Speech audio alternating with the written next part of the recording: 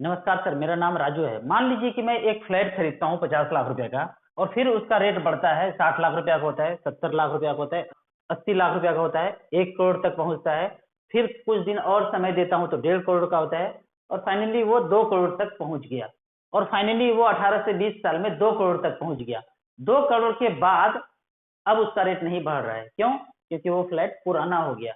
अब उसको कोई खरीदने वाले नहीं है। क्यों?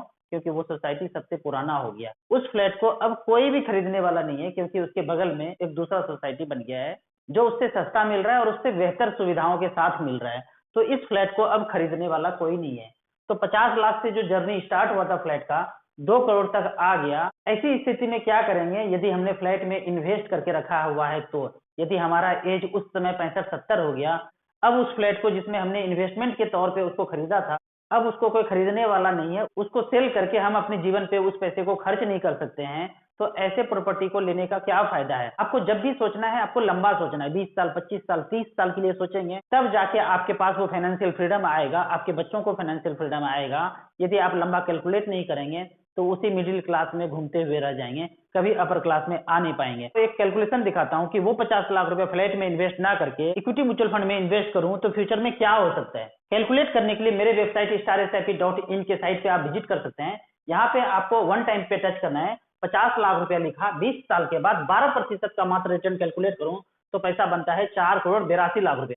13% के रेट से बनता है 5 करोड़ 76 लाख रुपया। 14% के रेट से पोर्टफोलियो डिलीवर करे आने वाले 20 साल में तो पैसा बनता है 6 करोड़ 87 लाख रुपया। और 15% का रिटर्न कैलकुलेट किया जाए तो पैसा बनता है 8 करोड़ 18 लाख रुपया। ये पैसा 8 करोड़ 18 लाख रुपया हमारे अकाउंट में दिखेगा। इसमें से 18 लाख रुपया अगर लेना है, अपने जरूरत के लिए खर्च करना है, अपने पोता पोती को गिफ्ट करना है 18 लाख रुपया, तो हम यहाँ से रिडीम कर सकते हैं। वो फ्लैट 2-4 करोड़ का अगर हो जाए और अपने पोता पोती को 25-50 लाख रुपया गिफ्ट करना है तो हम नहीं कर पाएंगे। क्या करेंगे? एक किचन तोड़ के उनको दे देंगे या फिर 1 BHK तोड़ के उनको दे देंगे। यही कैलकुलेशन है जिसके आधार पर राजू कभी फ्लैट में इन्वेस्ट नहीं करता है। मैं अभी भी रेंट के घर में रहता हूँ, अभी तक मैंने फ्लैट नहीं खरीदा है। तो ये कैलकुलेशन है कि 50 लाख रुपए में 20 साल के लिए 15% का रिटर्न मुझे पोर्टफोलियो डिलीवर करे म्यूचुअल फंड, तो मेरा पैसा बनता है 8 करोड़ रुपया।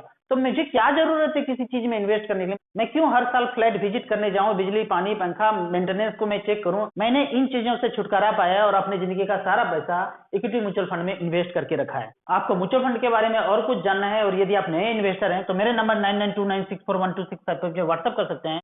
4-5 फैमिली मेंबर्स मिलके आप हमसे हर संडे 10 बजे गूगल मीट पे जुड़ सकते हैं। वीडियो अच्छा लगे तो आप अपने व्हाट्सएप ग्रुप में जरूर शेयर करें। Thank you so much.